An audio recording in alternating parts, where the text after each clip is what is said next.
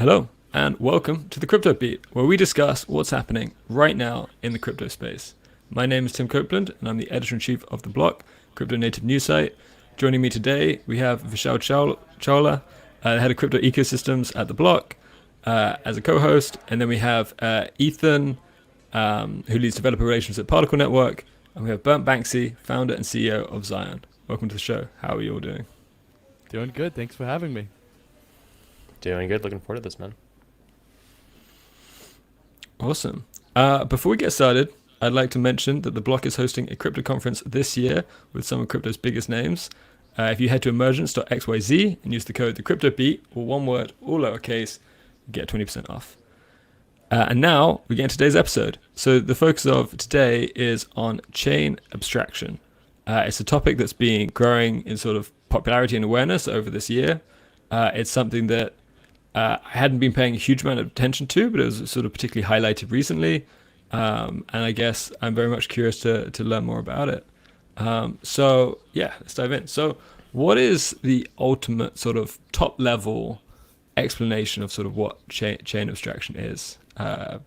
Maybe Ethan, if you want to go in on that.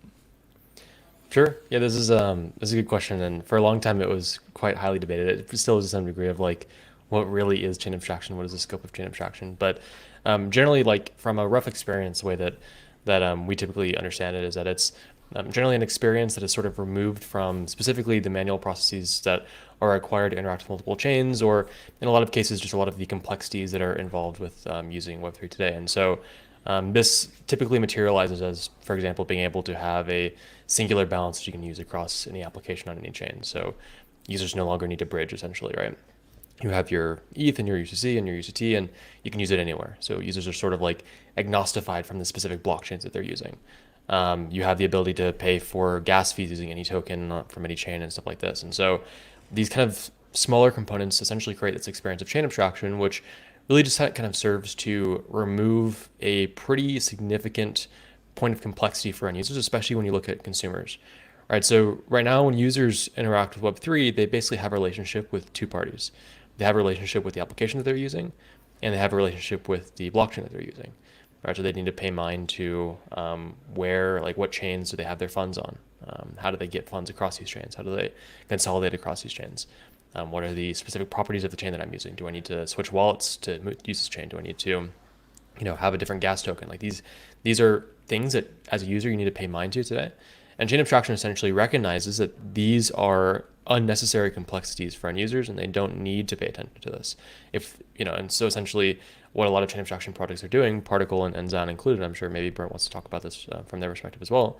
But essentially, like, it's sort of simplifying this experience to a degree where as a user, you just simply use applications.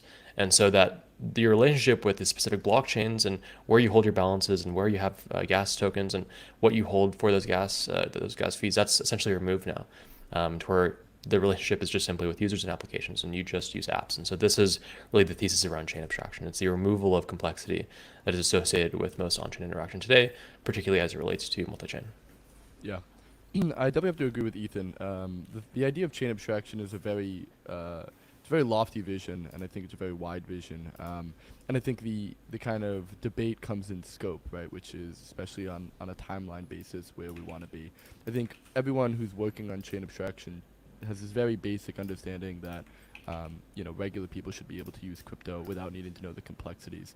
But I think you look on an individual basis, and I believe that there's a lot of companies working, and I think without a lot of people actively working towards solving this problem, we wouldn't be getting anywhere nearby, right? And so there's going to be message passaging solutions. There's going to be, like Particle, one wallet for every chain.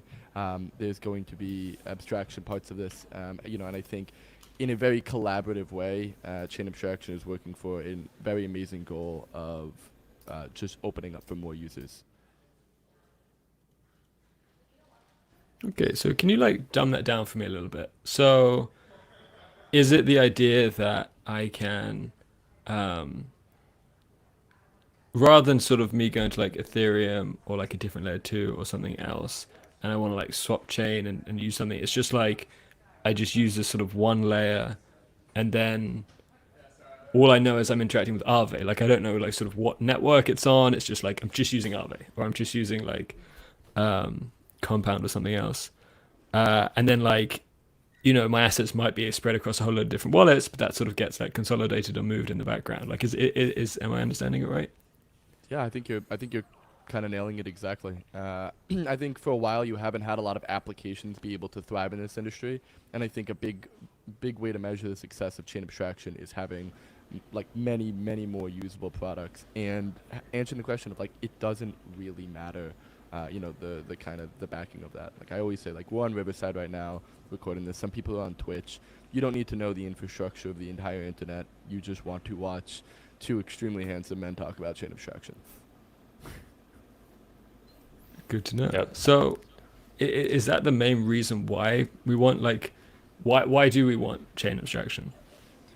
Yeah, I mean, I think the main reason for chain abstraction is just there's so many barriers to entries for users. Like you look at the adoption curves of crypto and the internet, which required a lot of hardware investment, mimics the adoption curves of crypto, and I think that's kind of ridiculous. And so I think as we go into the future and as we go into more of a digital world, you have people in Web 2 not necessarily saying that they're on Web 2, and I think that's the vision for Web 3. And the way to get that is to just give people apps and meet people exactly where they are. I guess just to add on there as well, I think Bert made a good point a moment ago with kind of comparing it to the infrastructure of Web 2 and kind of how we look at the space at the moment, which is that like as a user of Web 2 applications, he used Riverside as an example, which I agree with. It's like, I don't care if this is using AWS or GCP or whatever. It's irrelevant to me as a user. All I know is that it's working and great. Like that's what matters to me. And the application, in this case, they choose to deploy wherever makes sense for them. They have their infrastructure in a way that is best performant, and they've of course optimized it for the specific use case. And so the same property applies to applications and how users will experience Web3. And so they shouldn't be aware of the underlying blockchain that an application chooses to deploy on. This is the fact that it's such a large part of the experience today, I think, is a sign of immature technology. It's the fact that we require users to pay really close attention to this infrastructure. Whereas like it really should be an application level decision. Developers should choose, they can deploy wherever they want based on the needs of their application. If they really need the lowest gas fees possible, and they deploy on some chain. If they want their own app chain for whatever reason, if they want to have really tight control over the properties of their chain, then they can do that as well. And that decision that they make shouldn't impact the users that they can actually onboard in their application. It shouldn't impact how users get into their application. It should be at least just a purely infrastructural decision that affects the quality of your application ultimately. And so this, from a developer perspective, means that you have a lot more flexibility in where you can deploy, and you're not necessarily confined to, I need to deploy wherever the most users are and however I can kind of attract the most liquidity. Rather, you just deploy anywhere, and most importantly, users, because they're now sort of agnostified, users are sort of like in this sort of environment that mimics Web 2 far more, where users are just a large pool of individuals that go to whatever applications that they want to. Right, so the whole dynamic of needing to bridge to these different chains and manage your balances of different chains and go to whatever applications, I have my funds on Polygon, so I'm gonna go use Polygon applications, whatever it may be. This whole property and dynamic in Web3 is essentially removed with chain abstraction, which is a really important evolutionary step for the ecosystem, because as we move into this, it means that user experience is better, it means that developers have more flexibility, you can create more innovative applications, things that, as Bernd mentioned, can kind of mimic Web 2 to some degree. And I think this really is a future that as a vertical chain abstraction is building for. Cool. And obviously, you both are trying to sort of solve the same goal here.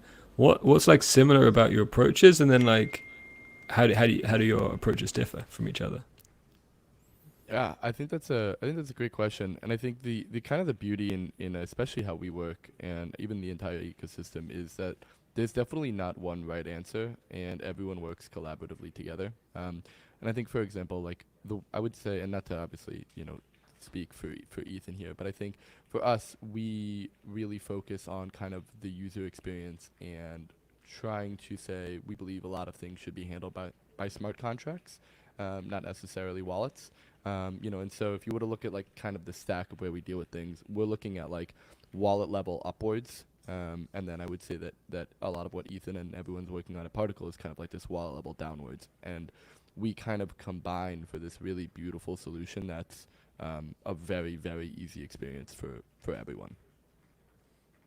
I could be totally wrong, Ethan. Like, totally. Yeah, no, I think you described it well.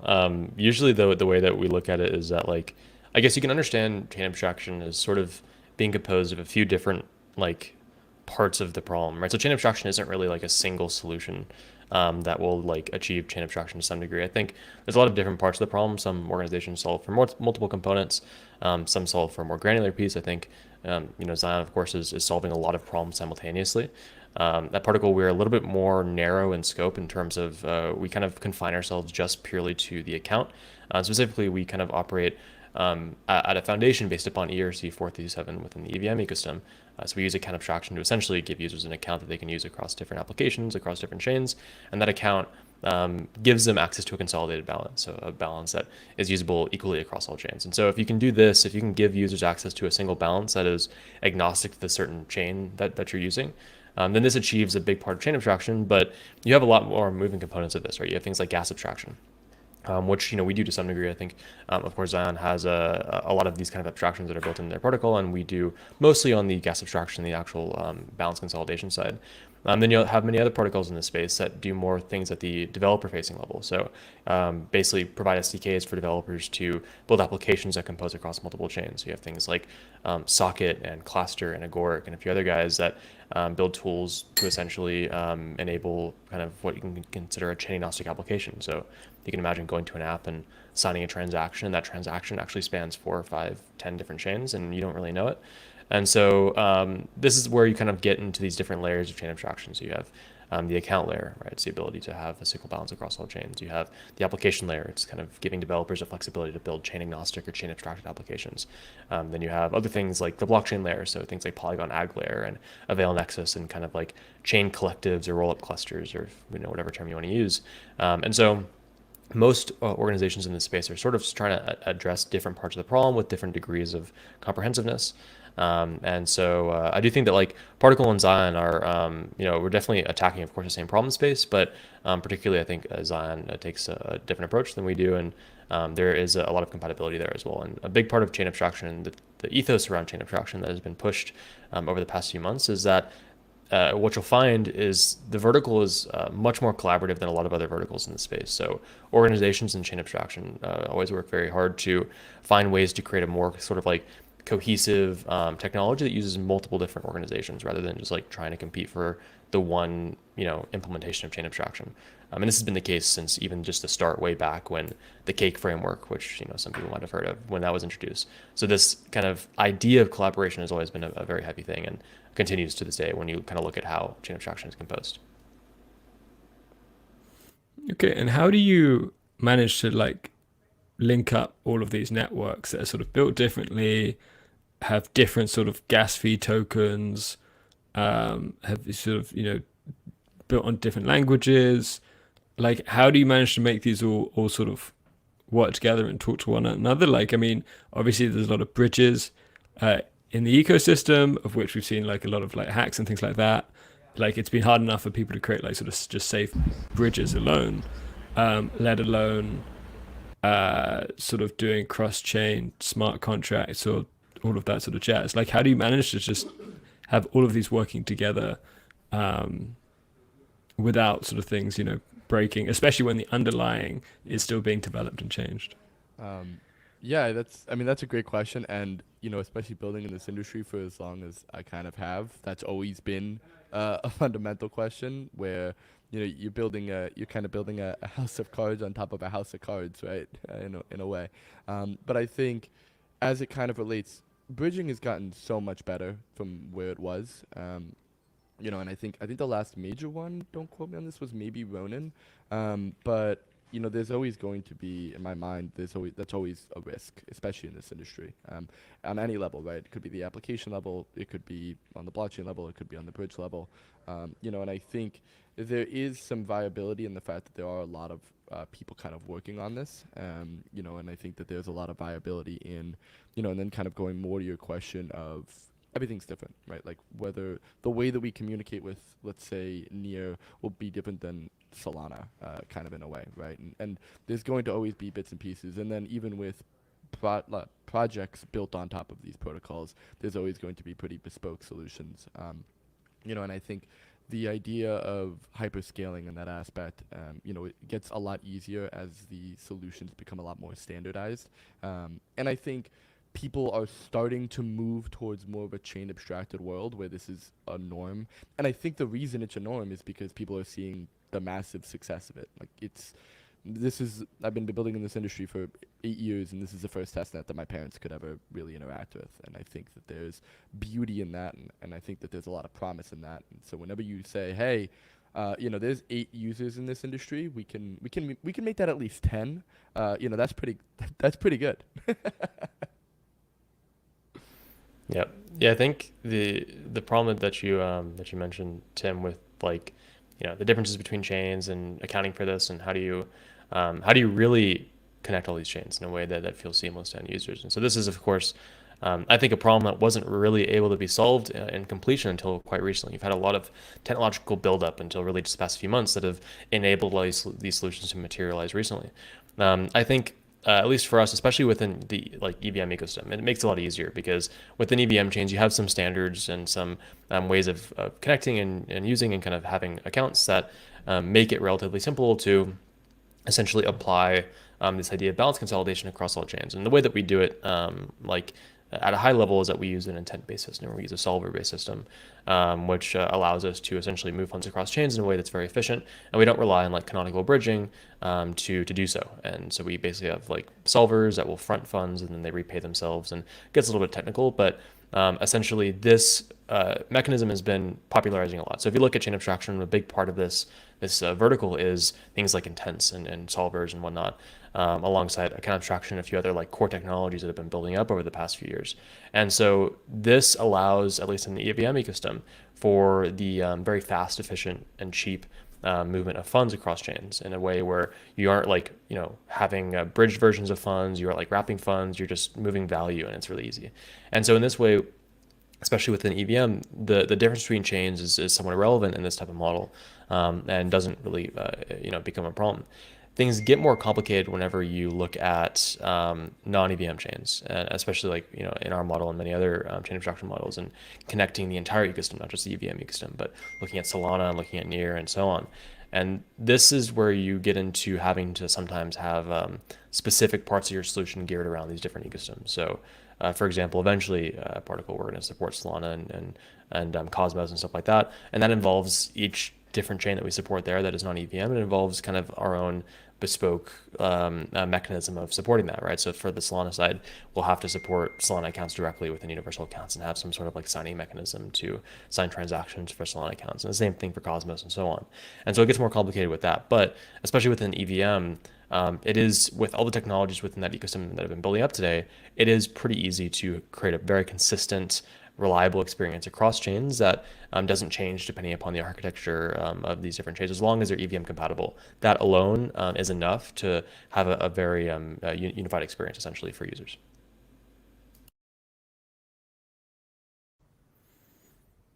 Cool. I guess. Yeah, go ahead, Tim. Sorry. No, it's okay. It's okay. Go for it. I guess I'll jump in here and ask. Well, let's just take a step backward, and we've all heard about account abstraction, then gas abstraction, and somehow out of nowhere this chain abstraction concept has kind of emerged, and people are talking about it, and that's really promising. But as far as your knowledge is concerned, is anyone actually doing chain abstraction at the moment? I guess you could say Rabbi is kind of doing some abstraction at the EVM layer, or I guess at the RPC layer where it kind of automatically switches between RPCs and you don't realize which layer 2 you are on or which EVM you are on. So from my understanding, probably that's one example. But from a meta layer perspective, is there a protocol that's actually doing that? I mean, I can definitely speak to both of us doing it here. I can give a specific example, and I know Ethan can give a specific example on his end. But for instance, like we have, I'll give a pretty exciting one. We worked with Injective a little while ago. Being able to work with their NFT marketplace called Talus, and you were able to use Talus through Xion. Not only did you not know that you were interacting with one blockchain, but you didn't know that you were interacting with two blockchains, and so you had this very, very seamless multi-omni, whatever kind of word you want to use, chain experience, do it, using an application, signing in with your email, eventually being able to use credit card, but we're on testnet. And this was really, really exciting because this was kind of like, the first time that in our mind this has really happened, and then we also created the most interchain accounts ever created at a single point doing that example. And Ethan, I know you definitely have cool examples as well. Yeah, of course, both of us have been working on achieving this exactly, over the past, I wouldn't say almost a year at this point, maybe even longer. And so for us, like we've been in testnet for a little while now. We've had, I think, over 1.5 million accounts that have been created, and all that has been people using and actually implementing this, especially across. I think we've right now support 10 or 15 different EVM chains on testnet, and we have mainnet that's coming very soon. And we've released some demos for things like minting an NFT on OpenSea and being able to do so with funds from consolidated across 10 different chains and stuff like that. And so this experience is actually materializing a lot faster than most people think. I think Andy from the Rollup, actually, as we were talking just now, he posted a tweet going through some visual examples of like the actual materialization of this experience. And so, and like basically going through like, this is what it looks like. And so there's a lot of protocols, Particle and Xion included, that have gotten very close or have even released a lot of these experiences and have pushed them through testnet and to mainnet very soon. I asked a question to a lot of the chain abstraction protocols recently, and it was, when are you guys releasing? Like, when is this actually going to be available as an experience? When are you going to actually be able to use this? And from the kind of general consensus is that a lot of these protocols are going to be releasing full mainnet solutions in like, Q4, like before the end of this year. And I think as soon as we see that, this like the actual acquisition of this experience that we've been talking about will be far clearer. I think right now, like, there's a lot of talk around chain abstraction. It's like, oh, we're going to do this. It's going to have this impact. We're going to, achieve this. And like, that's always how it is whenever you're in this kind of like middle area, especially with chain abstraction, where it's like, we have the technologies that are here that can achieve this experience, but it just hasn't all collected and materialized just yet. But I would say that like, I think a few months back I said that my prediction was 8 months and we're going to have a full experience. I would say that it's a little bit less now. I think by the end of this year, we're going to have a full implementation of chain abstraction from particle side, and I'm sure Xion is planning to release a number of things as well. Socket and Orb Labs and Arcana and all these guys are gearing up to release some great stuff as well. So I'm very excited about it, and I think you can already start using this today from these various demos on testnet. Cool. When are we going to get to mainnet? Like, as in, can you be more precise around when you think it's going to go live? Yeah, for us, I mean, you can expect initial mainnet implementations in less than 2 months. So going into the end of Q3. Maybe Bernd, do you guys have a timeline as well? Our timeline is always soon, as it has to be. All right. And what are the biggest challenges to chain abstraction? If you want I guess I can't can think of any. Yeah, I think there's a lot of topics of chain abstraction that are pretty heavily debated. The one that I always find quite interesting is something that we talk about a lot in the vertical, which is the problem of like, how much abstraction should you apply to a given experience, and at what point are you maybe harming user experience by removing information from users where they might have found it helpful, right? So this is things like, a lot of people will argue in chain abstraction of, how do you really determine the amount of information that a user should have access to, right? If we remove the blockchain that you're using from every user, maybe this introduces some security concerns, right? Maybe if I'm interacting with an application, I don't know what chain it's using. Maybe the chain that it's using is not inherently secure. Maybe something happens and that happened because I wasn't aware of what chain it's using, right? And so this is a real concern. I think this is like a valuable point, which is, how much abstraction should we apply to the user experience? I think that this is still an ongoing conversation in terms of how is this really going to be handled on an application level. Are we just going to simply remove this from all user experiences? Is there going to be some sort of, a spectrum of UX based on the application? I'm of the general opinion that in most cases users are going to have multiple options, so they're going to be able to view the chain that they're using and where their assets are if they want to. But they're by default going to have this sort of abstracted experience. But it is absolutely a challenge of and the actual implementation of chain abstraction. How do you do this without abstracting things to the degree where maybe some users feel like they're losing some security or some control over it? Because the big difference between Web3 and Web2 is that people are, at least especially crypto natives, are very they really want as much control as possible over exactly what they're doing. They want to know everything that they're interacting with, every chain that they're using, where their funds are, every contract they're interacting with. And I mean, reasonably so. They absolutely should have access to this information. But I think a lot of general users, they don't necessarily care about these things. And this is something that I think is really important that people need to understand in this space, which is that while we all might, really want to understand exactly what chains that we're using and every little detail about the interactions that we're doing, 99% of the population, they don't care about this. And even if you tried to tell them this information, it would go over their head. And so this is where chain abstraction starts to solve that. Although it's what you don't want to do is apply the experience for the 99% and kind of take down the experience of the 1% that do want access to that information.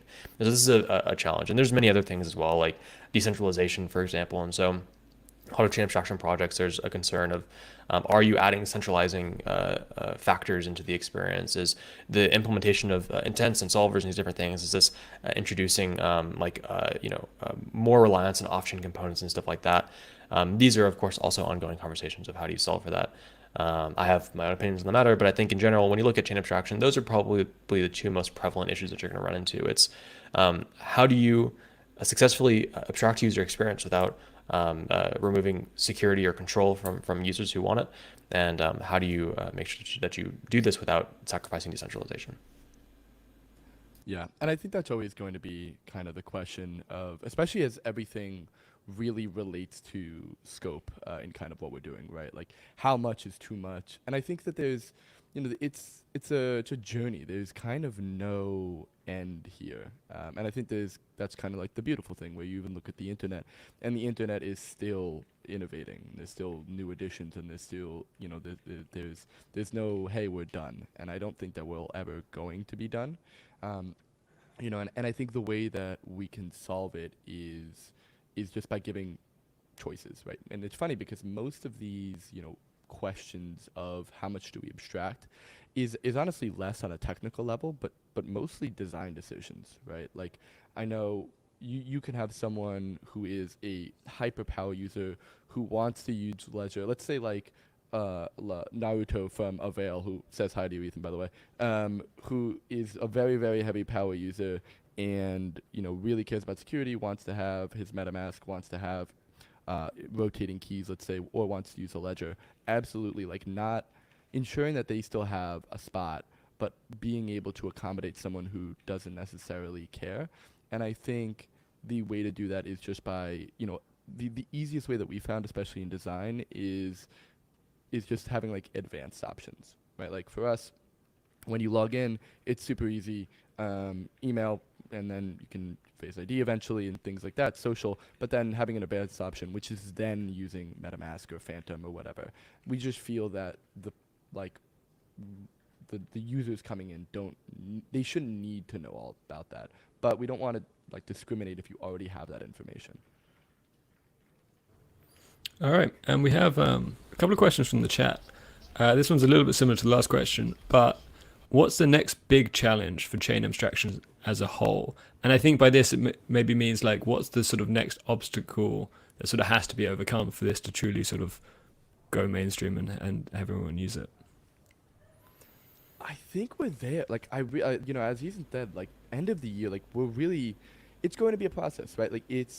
We're crossing the chasm, proverbially, and we're reaching into this new generation of users, and we're well on our way, right? This is not binary. It's a long process, and even in 20 years, you're still going to have people who are not are not using crypto yet, and that's okay, right? Like there's a lot of people who still don't really use the internet all too much, right? And you're going to have your late adopters, you're going to have your laggards, and it's just the nature of the tech cycle, right? And that's exactly what we are. Is we're very very early, we're early innovators in the tech cycle, and we're now at the point in the bell curve where we're now reaching a mass audience, and so it's naturally not binary, but I think the idea that chain abstraction is picking up, and the idea of, hey, now we should actually have users, it's amazing. Like I'm very happy we could be here. I'm very happy we could be talking about this, and I'm very happy we can be solving these solutions because it genuinely benefits everyone. I mean, he's How are users actually like using abstraction as you mentioned? Could you perhaps give a few examples? And it's probably a two-part question. What does the end game for like abstraction look like? Let's say if you are able to deploy what you plan to do, would I be able to use my EVM wallet, let's say MetaMask or Rabby, and create a meme coin on pump.fun?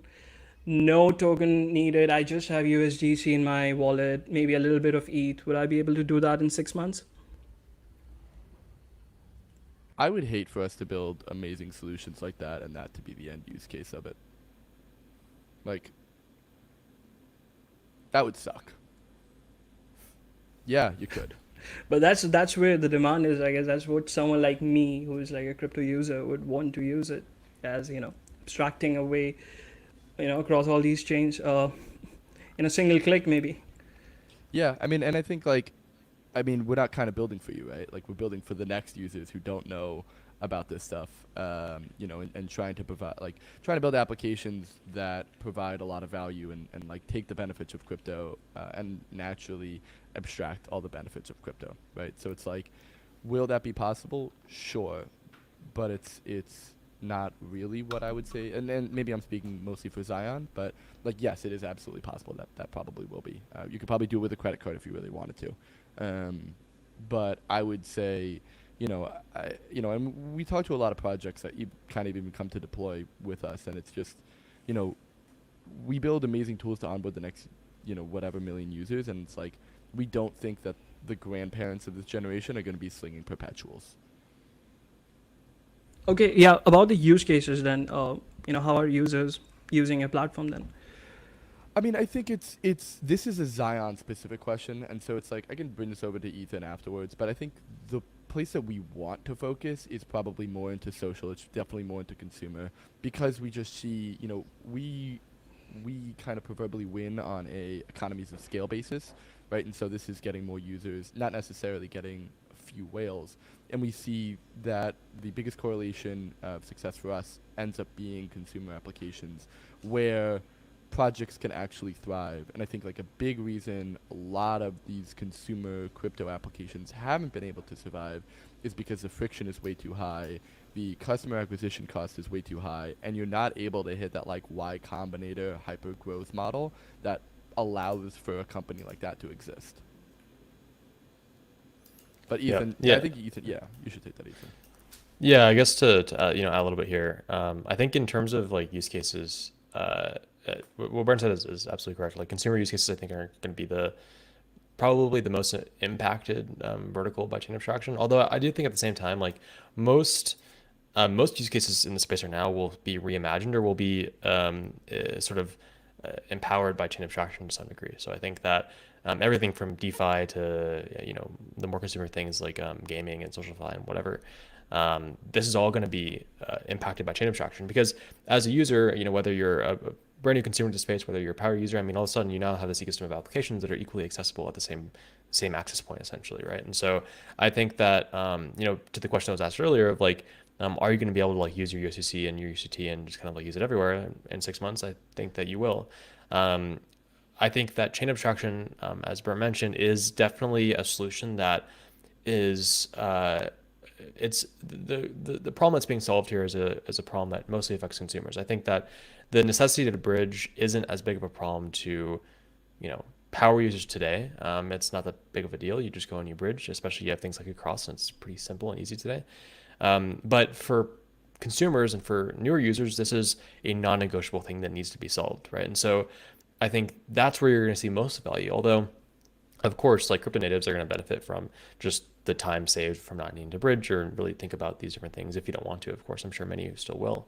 And also, like, the question that was asked earlier as well, in regards to like the number one blocker or challenge before this will actually see mainstream usage. I think this is going to be like, I don't really think that there's going to be a day where we're going to wake up and like everything's going to be chain abstracted. We're going to have like this great ecosystem of like, okay, we've done it, like we've hit the goal here.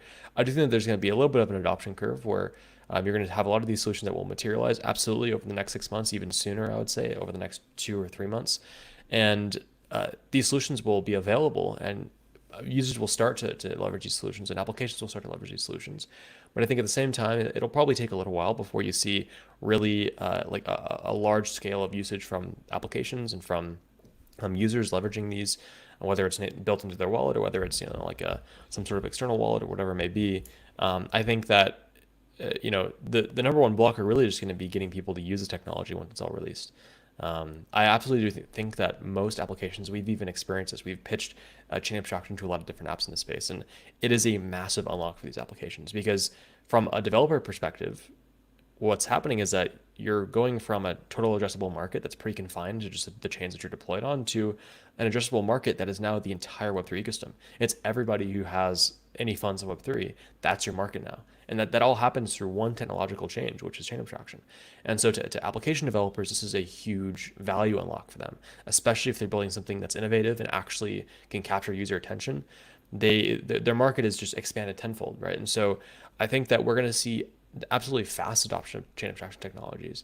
I would say that still in about 8 months, maybe a year, you're going to see a real widespread adoption of chain abstraction. I think to most, especially newer users in the space, their experiences will be largely and completely chain abstracted. And I think this will be the standard experience in less than a year. But I think you're going to see the materialization of the launch of these products on Mainnet and just by the end of this year. And then, of course, it'll take some time to actually garner adoption for that. Sure. We actually have another question from the chat, which is how our project's going to onboard new non-crypto geeks, so just like regular people. And I think you sort of touched on this by sort of saying that, right now crypto is really complicated, but if we have chain abstraction, it becomes simpler. And then once apps start using this chain abstraction, then it's actually easy for people to actually just interact with crypto. A lot of it comes from like in terms of actually how you can build for consumers, how you can onboard consumers. A lot of it comes from the onboarding mechanism, right? So you can imagine a future, and like this is actually already possible in the confines of certain applications, but you can imagine just being able to go to an application, you sign in with your email or your Google account, and you buy crypto with your credit card or with Apple Pay or whatever it may be, and then you just use that application, and then you go to another application that you want to use. Let's say you onboard into a SocialFi application, then you want to go to a game.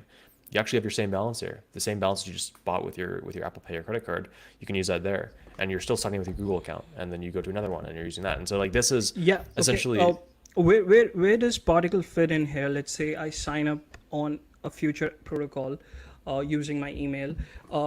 Why couldn't like a bridge protocol already provide that service, like kind of abstracting all those chains together, or even a wallet app? Like why do we need, let's say, a layer one like Particle or Xion for that? I mean, the Ethereum core devs are working on a bunch of standards to kind of unify, different things, and so could Solana developers. Like, why would we need, a separate layer one, or like multiples? You have like Particle, Xion, Agoric, Near, like what, So if you could expand on that. Yeah, so at least in the case of Particle, and I know Xion handles kind of their chain a little bit differently, but in the case of Particle, with our layer one terminology, actually that isn't a place that you deploy on as a user. It's not a place that you, or as a developer, it's not a place that you actually interact with as a user. So that when you look at that term, that's a more developer-facing infrastructural thing. The way that it actually materializes is just simply accounts that you use on these different EVM chains. And so that is where, for example, at the wallet level, it's implemented. So a user, they sign in and they deposit funds, and that is a chain abstracted balance. So the layer one term, it's not like, we're trying to get people to deploy on, at least in my case, Particle's case, to deploy on a brand new chain and use that in isolation. Rather, the layer one is actually, in this case, it's an infrastructure used for coordination. It's a mechanism of essentially, handling cross-chain transactions, verifying and sealing them, and importantly, we use something called a key store hub, which is getting a little bit in the weeds. Yeah, a bridge protocol could handle cross-chain transactions. That's my point. What about wormhole, like a message passing protocol, or XLR? They're also like working on similar things. Coordinating Yeah, different chains, for example. it's not just purely the movement of funds across chains. That's a little bit reductionist in terms of what chain abstraction is. Chain abstraction is the consolidation of funds, not just the movement of funds. And this absolutely does include the movement of funds across chains. And of course, like across in these different providers, they absolutely can facilitate that. And actually, we use a very similar underlying infrastructure and mechanism to what something like a cross might use. But the actual consolidation of balances happens at a few different levels. First of all, as a user, whenever I onboard and whenever I deposit funds, funds need to be represented at the front end as being consolidated across chains. It's basically, for example, if I deposit funds from ETH, Polygon, and Base, that needs to be represented as a single balance to this end user. So bridges, bridges are a lower level infrastructure. Chain abstraction is a much higher level part of it's an experience. It's not just the pure mechanism of moving funds across chains. Like I said, the actual underlying bridging experience definitely contributes to that and helps move funds across chains as is needed for these transactions. But chain abstraction is like a mixture of basically applying that underlying bridging mechanism automatically to transactions at the account level across these different chains. And so, for example, as a user, if I deposit funds across 5 different chains, that's represented to me as a single balance. I go to an application, I do a transaction, I buy an NFT, for example. And let's say the NFT is funded using assets I have across 5 different chains. And then we can essentially coordinate and figure out, okay, what bridge transactions we need to do to get those funds to the destination that they want to buy the NFT on. And then we do those, right? And so at that point, whenever we do those transactions, that is when the actual bridging mechanism is used. But everything up to that point is handled by the chain abstraction protocol, in this case, Particle, and the universal account in question. But of course, I'm sure Zion, maybe you want to comment on this as well. Yeah, and I think like to the point, as I said earlier, there's not a one answer to everything. Everything is collaborative. So if you look at the cake framework or some of the things that we use as chain abstraction, bridging is there. XLR and wormhole and hyperlane, they are there. And there's no way, there's no way around bridging because you still need to shocker bridge things in order to make this work. I think when you look at the concept of a layer one, it's pretty reductive to say, well, why do you need to be a layer one when a lot of it is extremely, extremely semantic? And I think you look at the kind of the options that were provided is like, well, we're definitely not a layer two because we're not, we're not an application, we're not a wallet, right? And so we're not really resigned to a lot of things here. And so to take layer one and be like, oh well, you must be Solana, that's like reductionist, right? I think the way that we work additionally is through coordination and communication, right? And for us, everything for us, we put a lot of like account abstraction 4337 kind of lookalikes on a protocol level, and then everything for us is based on smart contracts, which are then mirrored to other chains. And so the ability to then create those smart contracts, smart contract accounts, I should say, to then be able to initiate smart contract accounts on other chains, you can't really do that without a layer one. And so I think the definition of layer one probably needs to change, but so does 95% of the definitions of this industry. Gotcha. And then I was curious, like, how many chain abstraction layers do we expect to win out over the years? Is it a winner takes all sort of area of crypto? Because just in terms of, if it's one layer that sort of allows you to interact with everything, there's an argument for saying there'll be sort of one that everyone interacts with. But maybe you have different views. I'm curious to know what you think. I think everyone's gonna find their place, as it most of the time does. Everyone has their niche, and I think it's a huge problem, right? Like you're saying, one person is going to win all of crypto. That's not gonna happen. Maybe you could have said that with ETH back in 2017, but I think the coming up with Solana has pretty much disproved that ETH is not going to be a winner take all. Plus, with the addition of modularity, I think you're only just going to get thousands more chains, and so I think there's always, there's going to be winners, there's going to be losers, but there's not going to be a winner and there's not going to be a loser, right?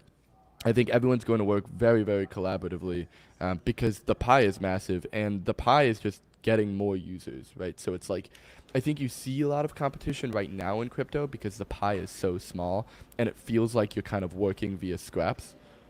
Oh, I think that was why. Can you hear me a little better now? Cool. But yeah, so it's like I think the pie is extremely small right now, which is why you see kind of this insane competition. But I think aside from that, like when you have the goal of making more users and having everyone benefit, that becomes, and I think that's why we could sit with Particle Network and we could sit with a bunch of these chain abstraction things and say, hey, we're extremely collaborative because the world, it's the total addressable market is now the world, and it's not 15 people on Hyperliquid. Right. Yeah, and to add on there as well, I think that when you look at the chain abstraction vertical specifically and how solutions compete, I definitely don't think that there's going to be one chain abstraction protocol that is going to serve everything. I think that this is actually antithetical to a big part of the Web3 ethos. It's like, oh, we're going to have one protocol that is responsible for such an integral and important evolutionary step in Web3. I think that shouldn't be the case. Even if it was possible, I think that actually is not ideal. And so this is where you have essentially the way that I look at it, and the way that it's represented a lot of the time is that you have different layers of the stack, right? You have things like the account level, the wallet level. This is what we do at Particle. You have the application level, the more developer-facing side. You have the actual intrinsic interoperability side of things with things like Avail, Nexus, and AgLayer. And there's competition horizontally. So in each of these layers, there's competition between protocols that are trying to solve these problems, and what two or three or one protocol is going to end up solving that specific part of the problem. At another part of the stack, you're solving a different part of the problem, right? So those who are addressing that problem, they're competing to see who can be the best solution, and so on and so on, right? And so there's competition horizontally, but vertically in the stack, between the layers, there's heavy collaboration because you're solving different problems at this point, right? And so if you're solving different problems at different parts of the stack, then of course, like there's no competition there because you need all these problems to be collectively solved to achieve chain abstraction. You can't just have, one, and even as a particle, if you try to solve all these problems, that's where you get to the issue that I mentioned a moment ago, where you want to have some degree of layered solutions that are each solving different problems at different parts of the stack, working interoperably together to create a chain abstraction experience. And this is far more aligned with the Web3 ethos. And this is the direction that the vertical is moving in. And this has been a big part of the thesis around chain abstraction. It is purely the collaborative and the interoperable usage of multiple solutions at different parts of the stack. Not to say that it's, kumbaya, we're all going to be, we're all going to win together, but it is absolutely, at least vertically collaborative, but horizontally there's still competition. And that's a big part of the what ultimately drives innovation in this vertical. Okay, and I'm curious if you could end up with a lot of power in these chain abstraction entities. For instance, like let's say the protocol allows you to access like a DeFi protocol that's on like 10 different blockchains, right? Unless you have the user like specifying, which the whole point is for them not to like specify which network or whatever they're on. And if there's no factor like all their funds are on one network already, it's kind of theoretically could be up to the chain abstraction layer to decide like where those funds go, which chain do those funds go to. And obviously there's a lot of competition between blockchains for like who has the most liquidity, who has the highest numbers, etc., etc. So like, does that put you in a position where you have a lot of control over essentially where the liquidity flows? I think that's a really great question. And I think that was something that we approached very early on. And we actually took a little, the way that we went around this, and I think the vision is probably extremely important, where we want most of the things, most of our, let's call it customers, right, is most of our customers are the products themselves, right? And so we want to be able to kind of make this balance, obviously, of security and specialization and decentralization, right? But like, I think you're going to see, when it comes to products deploying on chains, I believe there will be more specialization as it comes to that. And I think that's kind of the world that we tend to build for. I think the way that we modeled a lot of the security factors of this is similar to that of like Discord. If you ever link your Discord, it kind of asks for these permissions in a very like cute way of like, we want your email and this, but we don't want to like steal your cat or whatever the hell they say. But like it does a very good job. And I think the way that we're going to be doing this kind of moving forward, especially as like there's monetary value there, is kind of having these permissions and saying, hey, these products would like access to spend $50 to interact with these contracts, or like there's like Web 2 coded versions of that. But being able to specify and then being able to, of course, say, well, no, I don't want that, or like this, I want to like being able to kind of have that customization as we kind of go to that concept of like power user versus like normal user. To that point, yeah, that's going to be a very big concern, and will always be this, this battle of security and decentralization, because we don't want, like, and also like as the infrastructure and as a chain abstraction, it's definitely not our job. Like we should not be censoring. That is the core ethos of anything crypto, and that is not anything that we should be doing, nor can we do. And I think you getting all of these protocols that's saying, hey, we want to onboard these next million users, like the idea that they're being built from people who have been complete Web3 OGs is absolutely phenomenal, because you get these concepts completely involved the entire time, and is the forefront of everything, because you ask anyone, it's like, well, why are you building in crypto? Because it's more expensive, slower, worse database, effectively. So like you must be really here for something. And I think that ethos and that core value kind of really transcends into the builders of this space, who see the vision, who see the ethos, know what they're building for, and try to balance that correctly. Yeah, I think a lot of the power, like some chain abstraction protocols, I'm sure will have some degree of automatic routing and figuring out like what works best and connecting to the chain that an application deploys on, that based on the most efficient route or whatever it may be. But I think in a lot of cases, and especially as this technology matures, this power is not really going to be with the chain abstraction protocols. I think this is mostly going to be with applications, and maybe even with end users to some degree. I think applications and the application that the user connects to, they will dictate what chain are they connecting to, what chains are they interacting with whenever they do a transaction. And I say chains plural because I do think that the direction a lot of applications are moving into will be interaction with multiple chains simultaneously, as it relates to, especially in terms of optimized DeFi or whatever else it may be. I think this is going to be the kind of common factor, especially for most applications today. But otherwise, if an application, if I'm using my own app chain, if I'm deployed on a specific chain that I want to, then that's the chain that the user will use, and that's ultimately where their liquidity will flow as they interact with my application. I think that the current ecosystem that we're in, where applications are deployed on like 10, 15 different chains, that the only reason that they do this really in a lot of cases is because they need to access the user bases of these chains, because again, users are siloed on these different chains. And so if I deploy 15 chains, and these users that have their funds there, they don't need to bridge to use my application, and my addressable market is larger. But with chain abstraction, because this is not a factor anymore, the majority of applications are going to choose whatever chain that they feel is best for their application. They're going to be deployed there, whether that's an app chain or whether that's an existing generalized L2 or whatever it may be, and they'll use that. And then therefore, as a user, whenever I interact with their application, that's the chain that I'm interacting with, right? And so I think in many cases, in the majority of scenarios, like where my liquidity flows and ultimately what ends up getting used as a chain is going to be up to the application that I'm using as a user. And that's who's going to really dictate this. And so I think this is important to understand. Will users have the ability to, figure out where their liquidity is flowing and where they hold funds? Absolutely. Like they'll have full control over this, I think, in most cases and within most protocols. I think that where like in scenarios where the actual chain abstraction protocols themselves have a lot of power over this are going to be pretty rare. There might be some, but I think that in most cases that they're actually developers are going to be given more power here.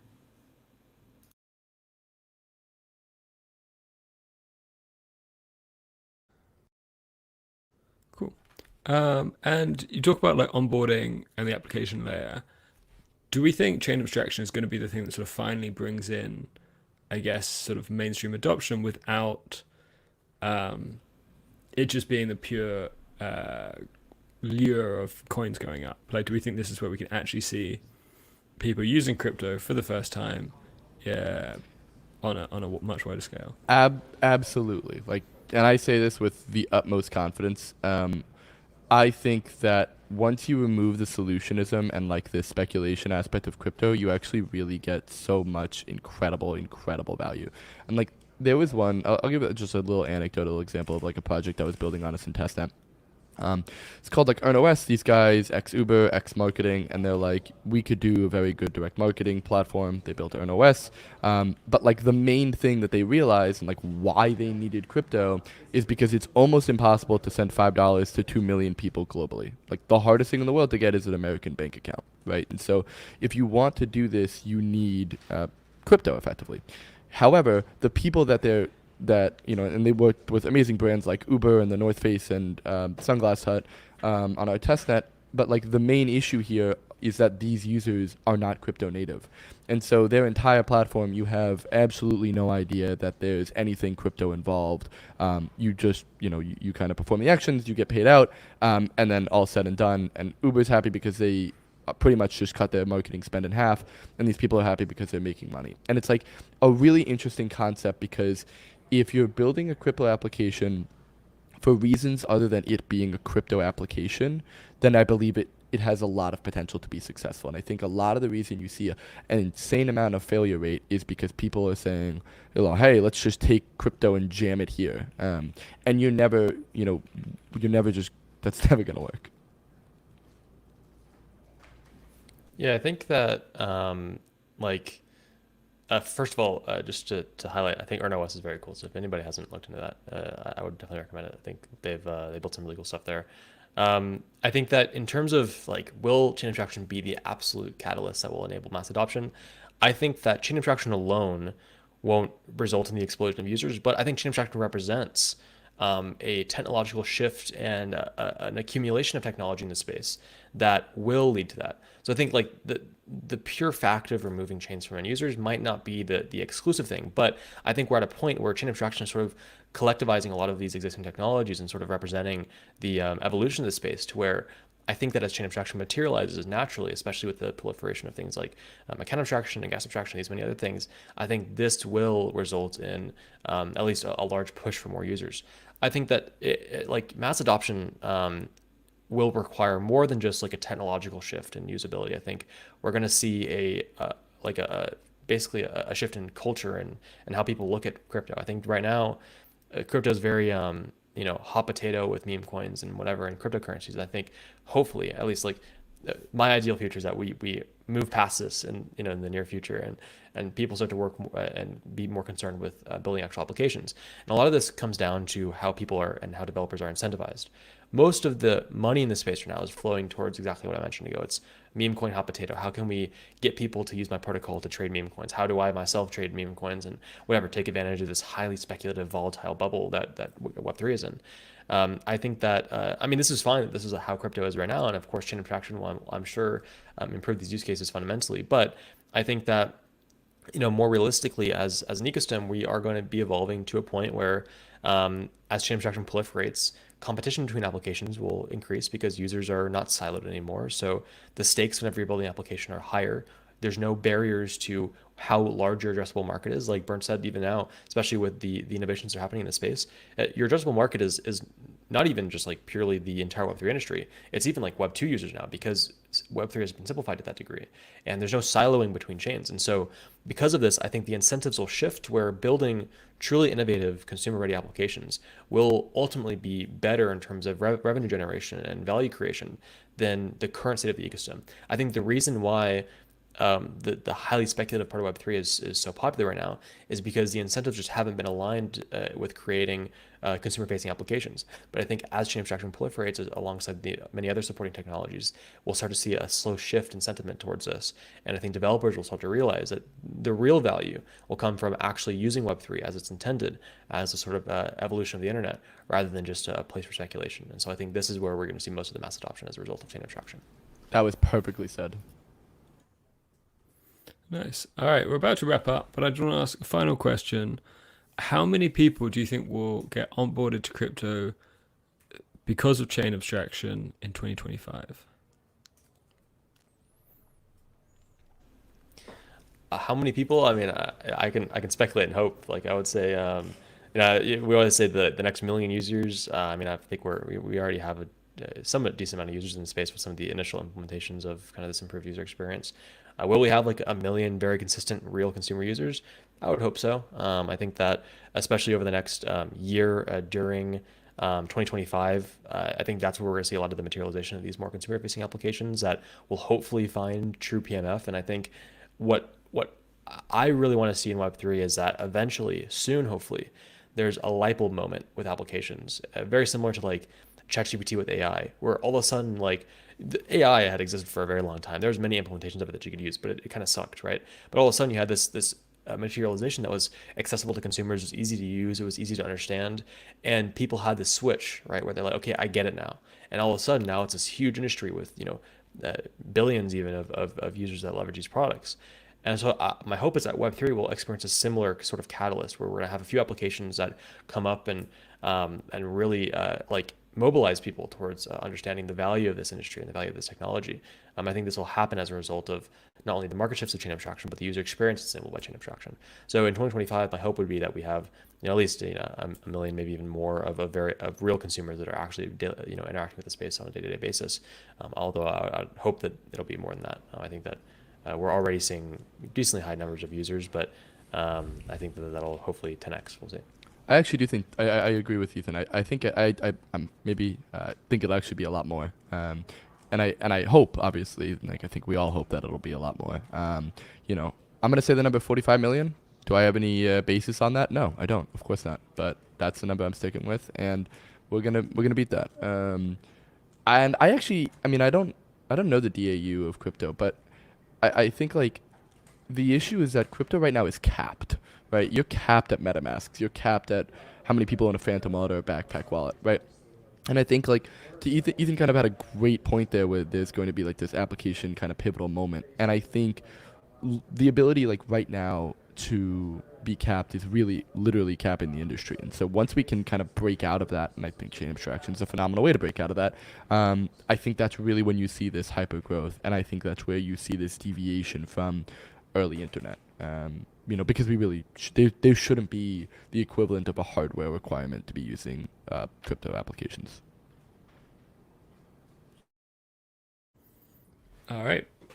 So somewhere between a million and 35 million. 45, don't. 45. That's FUD. 35 is FUD. My bad. Okay, somewhere between 1 million and 45 million. Got it. All right. So yeah, that's all we have today. I want to thank everyone here for joining. Thanks so much. It was really interesting, really informative. And I want everyone listening to make sure to give us a like and subscribe on YouTube, Twitch, and wherever else you're watching us. Remember, we have a 20% discount for emergence using the code TheCryptoBeat. And make sure to read the blog to stay informed on everything crypto. Thanks, and see you next time.